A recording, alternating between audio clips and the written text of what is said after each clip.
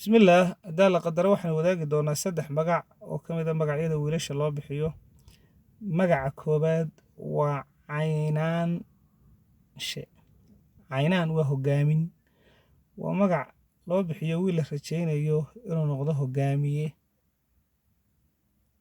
bulsho wada. Magaca labaad waa Colaad. Colaadku waa wiil dhasha xilli ay colaadi jirto oo la dagaalamayo.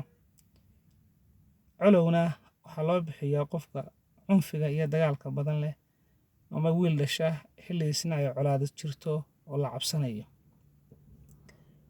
Cabsiye. Cabsiye waa wiil kolkii hooyadii caloosheeda ku jiray loo cabsaday inay islaantu dhimato.